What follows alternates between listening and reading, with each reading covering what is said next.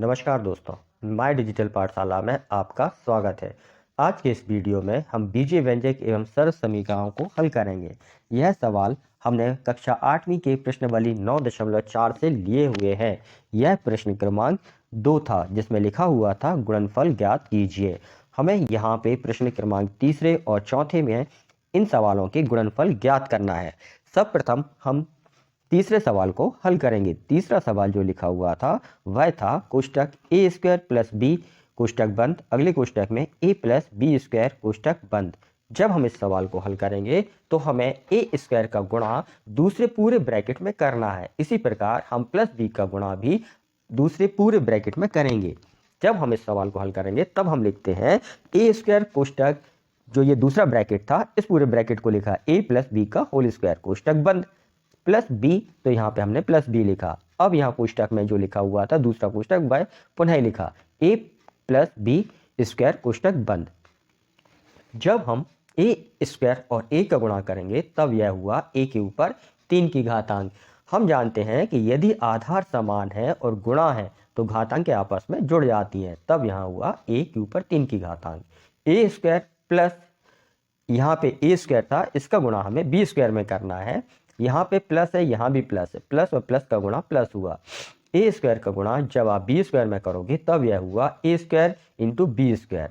अब जब हम प्लस बी का गुणा इस पूरे ब्रैकेट में करेंगे तब यहाँ प्लस है, ये भी प्लस है, प्लस और प्लस प्लस रहे तो हमने यहाँ प्लस लिखा। जब बी का गुणा आप ए के साथ करोगे तब यह ए इंटू बी हुआ।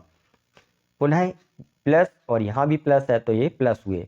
b का गुणा जब आप बी स्क्वायर में करोगे तो यह b के ऊपर 3 की घातांक हुआ। यहाँ पे आधार समान है, गुणा है तो घातांक आपस में जुड़ जाएंगी। अब इस वाले स्टेप में जो हम ये नीचे लिखे हैं यह स्टेप इसके आगे हल नहीं होता है। ये संख्याएं ना आपस में जुड़ती हैं और ना घटती हैं, क्योंकि ये संख्याएं आपस में समान नहीं है। जैसे यहाँ a के ऊपर 3 की घातांक है और कहीं भी नहीं है, यहाँ ए स्क्वायर बी स्क्वायर है और कहीं इस तरह की संख्याएं नहीं है। तो इनमें से कोई भी संख्या एक दूसरे के समरूप नहीं है, समान नहीं है, इसलिए ये हल नहीं होती हैं। तो यहाँ पे यही इस प्रश्न का उत्तर हुआ। जैसे हमने यह तीसरा सवाल हल किया है इसी प्रकार हम चौथे सवाल को भी हल करेंगे। चौथा सवाल लिखा हुआ था कोष्टक पी स्क्वायर ऋण क्यू स्क्वायर कोष्टक बंद, अगले कोष्टक में 2p प्लस क्यू कोष्टक बंद। हमें यहाँ भी पी स्क्वायर का गुणा इस पूरे ब्रैकेट में करना है, फिर ऋण क्यू स्क्वायर का गुणा भी इसी ब्रैकेट में दूसरे वाले ब्रैकेट में करना है।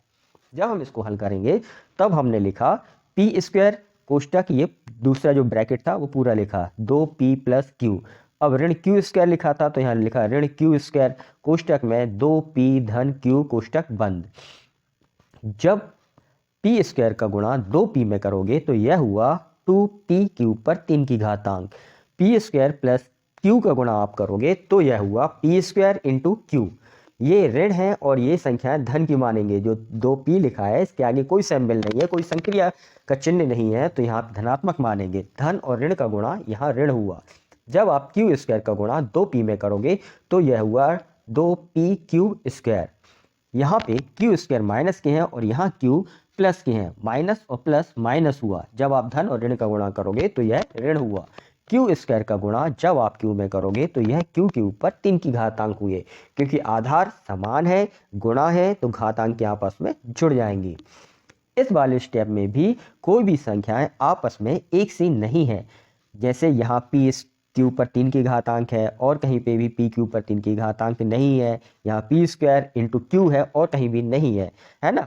तो यह इसके आगे इस सवाल को हल नहीं किया जा सकता, अतः यही इसका उत्तर हुआ। इन दोनों सवालों को मैंने एक के बाद एक चरण समझाने की कोशिश की है।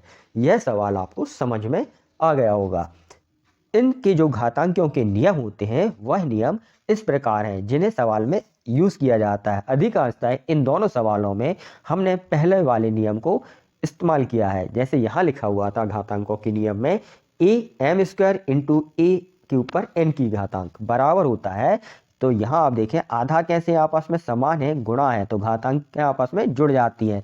तब इसके बराबर हुआ ए के ऊपर एम धन एन। इसी प्रकार यदि आधार समान है और भाग है तो घातांक आपस में घट जाती हैं। यदि किसी घातांक के ऊपर घातांक है तो उन घातांकों का आपस में गुणा हो जाता है। और भी ऐसे घातांकों के जो नियम होते हैं वो क्रमशः आप देख लें इस वीडियो के माध्यम से। तो यह नियम आपको याद होना चाहिए। जब आपको ये नियम याद होंगे तो आप किसी भी सवाल को, बीजीय व्यंजक हो, सर्व समीकरण हो, घातांकों के जो सवाल होते हैं वो आप आसानी से हल कर सकते हैं। इस वीडियो में बस इतना ही। मिलते हैं फिर अगले किसी वीडियो में।